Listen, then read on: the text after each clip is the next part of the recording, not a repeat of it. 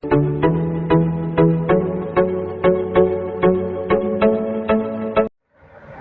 है आप सभी का एसके मैथ मोटिवेशन क्लास में। और आज की इस वीडियो में हम लोग पढ़ने वाले हैं क्लास 9 का प्रश्नावली 1.2।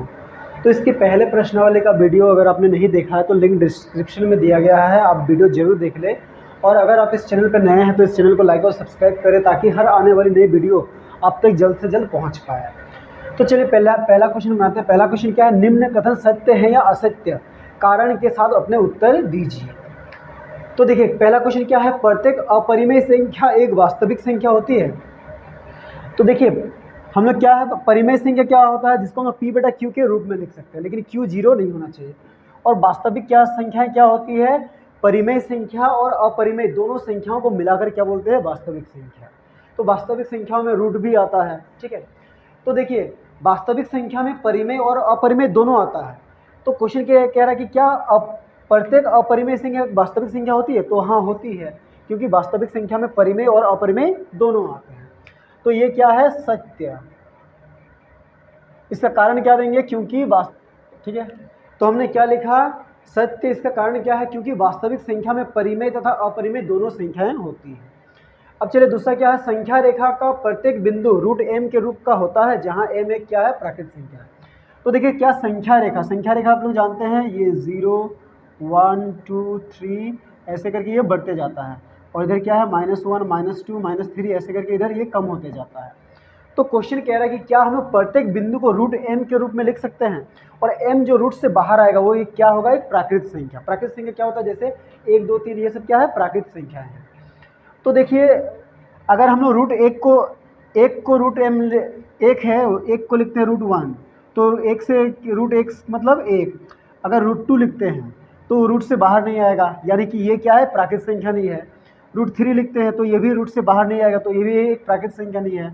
रूट 4 क्या है, प्राकृत, ये देखिए रूट 4 को 2 × 2 लिखेंगे तो बाहर आ जाएगा 2।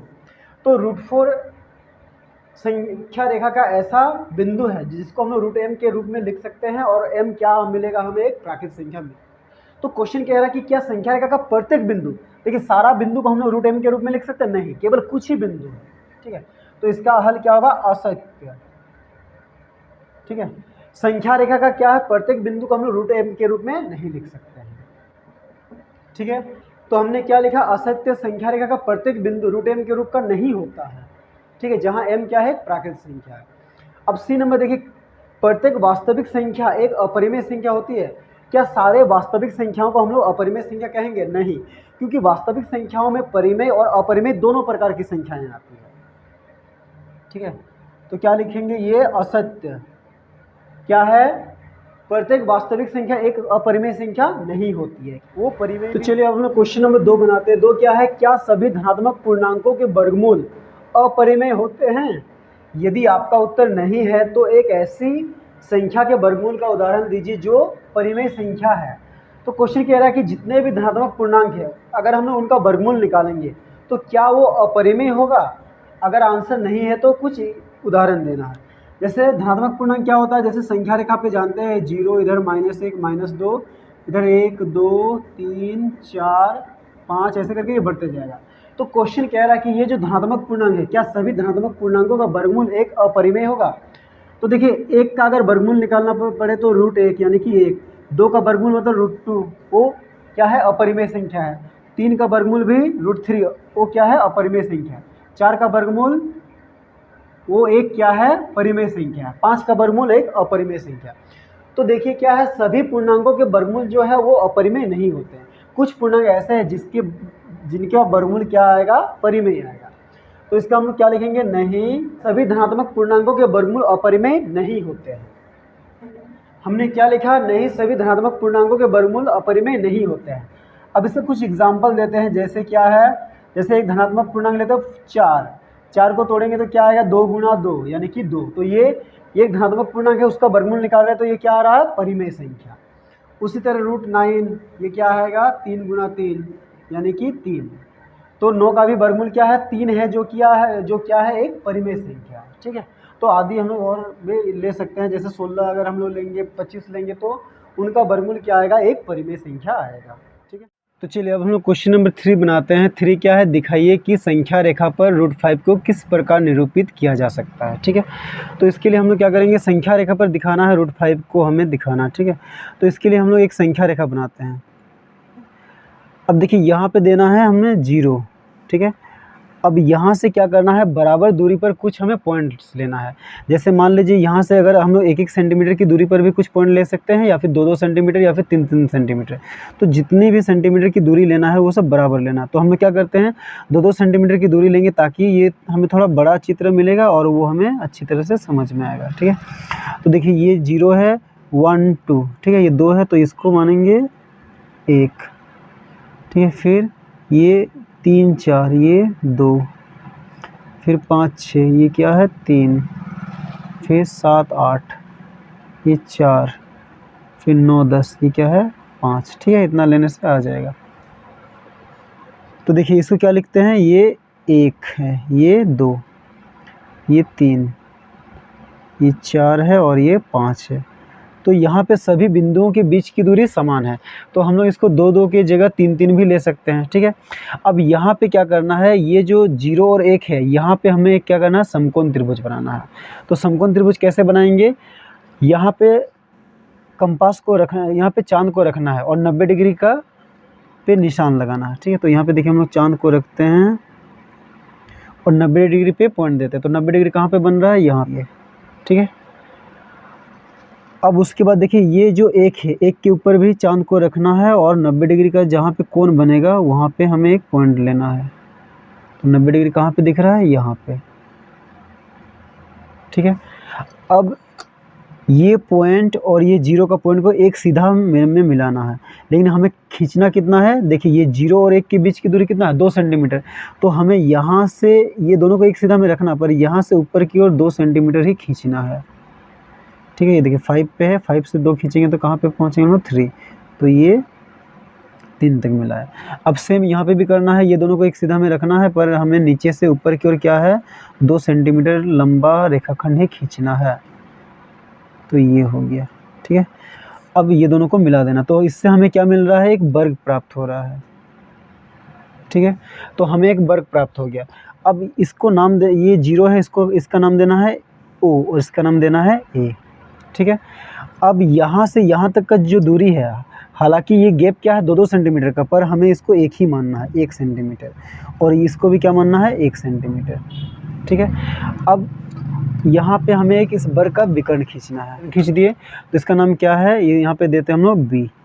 तो देखिए ये एक वर्ग है, तो वर्ग का सभी कोण 90 डिग्री है होता है, तो ये क्या है 90 डिग्री, यानी कि OAB एक क्या है, समकोण त्रिभुज है। तो हम लोग क्या लिखते हैं, समकोण त्रिभुज OAB में। इसमें देखिए OB क्या है, कर्ण है, और ये OA क्या है, आधार है, और AB क्या है, लंब है। तो हम लोग जानते हैं कि कर्ण बराबर क्या होता है, तो लंब स्क्वायर, लंब क्या है, यहाँ पे लंब है AB, तो AB स्क्वायर प्लस आधार क्या है, आधार है OA, तो OA स्क्वायर। ठीक है, तो AB का मान कितना है, 1, यानी कि 1 का स्क्वायर। OA भी कितना है, 1, तो 1 का स्क्वायर। तो 1 का स्क्वायर कितना होता है, 1 ही होता है, और ये 1 का स्क्वायर 1, तो OB इक्वल टू कितना आया, 1 जोड़ 1 रूट के अंदर 2, यानी कि √2 आ गया। ठीक है, अब हम लोग को क्या करना है, अब देखिए यहाँ पे हम लोग क्या करना है, B पे चांद को रखना है और इस लकीर के सीधा मिलाना है, और यहाँ पे 90 डिग्री का कोण कहाँ पे बनेगा, उस पर हमें निशान लगाना है। तो देखिए B के इस पॉइंट में क्या करना है, चांद के इस पॉइंट को यहाँ पे रखना है और इस लकीर को यहाँ से सीधा मिलाना है, और यहाँ पे हमने बैठा दिया। अब देखिए 90 डिग्री का पॉइंट, 90 डिग्री का कहाँ पे बन रहा है, यहाँ पे, तो यहाँ पे हमने क्या किया, पॉइंट बैठा दिया। ठीक है, अब ये पॉइंट को और इसको एक सीधा में रखना है, और कितना सेंटीमीटर मिलाना है, 2 सेंटीमीटर, क्योंकि यहाँ से यहाँ हमने 2 सेंटीमीटर मिलाया था। ये जो वर्ग है, वर्ग का भुजा कितना है, 2 सेंटीमीटर।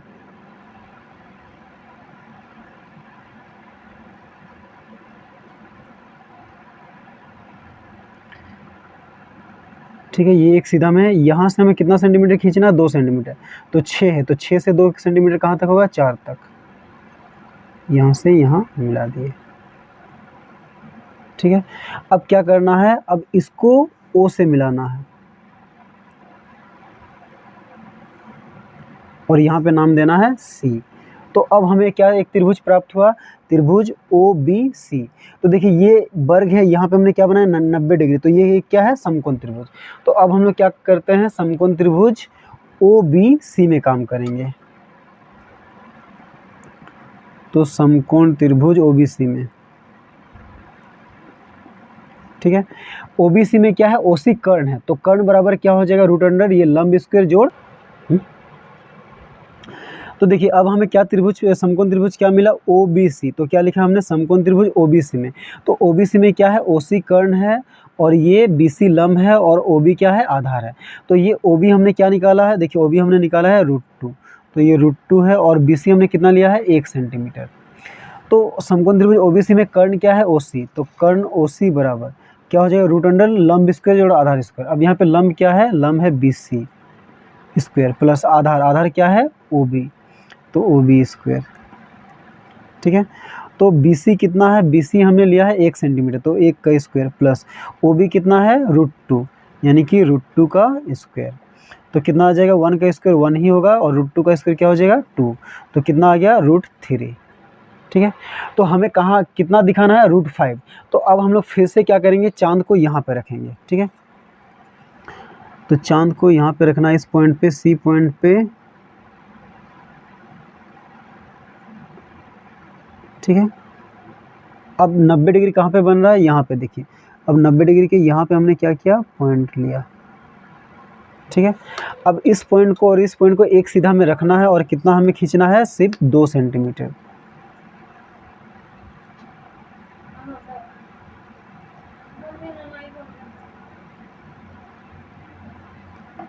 यहाँ से हमें 2 सेंटीमीटर खींचना है, यानी कि ये 4 तक, ठीक है। अब इसको भी क्या करना है, O से मिला देना है और इस बिंदु का नाम देना है D। तो ये भी हमने कितना खींचा है, 1 सेंटीमीटर, ठीक है। अब हमें क्या मिला, समकोण त्रिभुज OCD में। तो इधर हम लोग लिखते हैं समकोण त्रिभुज OCD में।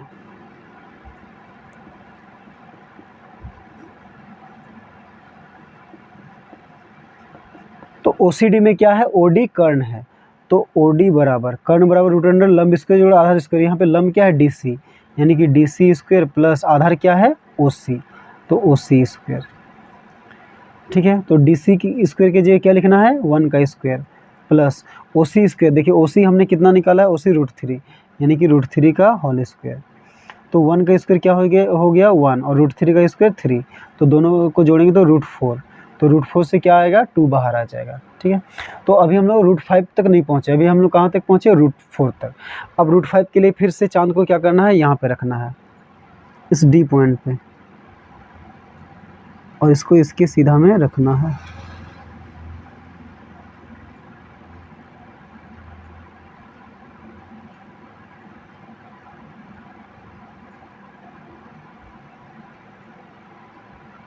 ठीक है। और 90 डिग्री का पॉइंट कहाँ दिख रहा है,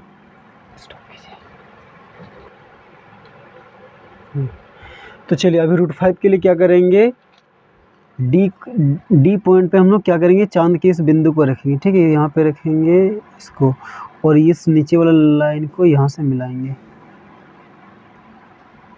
और 90 डिग्री कहाँ पे बन रहा है, 90 डिग्री देखिए यहाँ पे बन रहा है, ठीक है। यहाँ पे हम लोग एक पॉइंट दे दिए, ठीक है। अब क्या करना है, इस पॉइंट को और इस पॉइंट को एक सीधा में रखना है और हमें कितना मिलाना है, 2 ही सेंटीमीटर मिलाना है,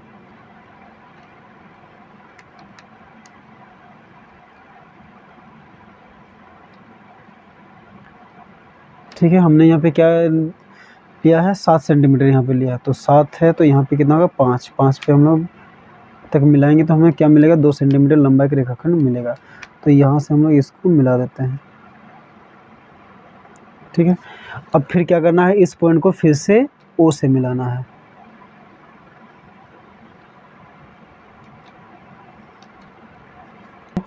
अब हमें क्या मिला, त्रिभुज OD, और इसको हमने कितना सेंटीमीटर बढ़ाया है, 1 सेंटीमीटर। तो अब हम लोग क्या लिखेंगे, समकोण त्रिभुज ODE में। तो समकोण त्रिभुज ODE में, उसमें क्या है, OE कर्ण है और ED क्या है, लंब है, और OD क्या है, आधार है, तो कर्ण OD बराबर OE बराबर क्या हो जाएगा, रूट अंडर लंब स्क्वायर, लंब क्या है D स्क्वायर, प्लस आधार क्या है, आधार है OD स्क्वायर, तो D कितना है 1, तो 1 का स्क्वायर, प्लस OD कितना है, OD है देखिए 2, यानी कि 2 का स्क्वायर, तो 1 का स्क्वायर 1 ही हो जाएगा और 2 का स्क्वायर कितना हो जाएगा 4, तो 1 और 4 क्या हो गया, √5। ठीक है, अब हमें √5 मिल गया है। ठीक है, तो अब हम लोग √5 को कैसे दिखाएंगे, अब देखिए कंपास और पेंसिल को क्या करना है, ये फैलाना है, कंपास को रखना है O पे और पेंसिल को रखना है E पे। ठीक है, क्या क्या हमने कंपास को O पे रखा और पेंसिल को E पे, और यहाँ से हमें क्या करना है, एक चाप खींचना है। ठीक है, ऐसे करके डॉट डॉट करके यहाँ पे खींच दीजिए, तो देखिए ये इस लकीर को जहाँ पे काट रहा है तो वही क्या हो गया, √5, यानी कि ये पॉइंट ही हमारा क्या हो गया, √5, तो यही हो गया हमारा आंसर। ठीक है।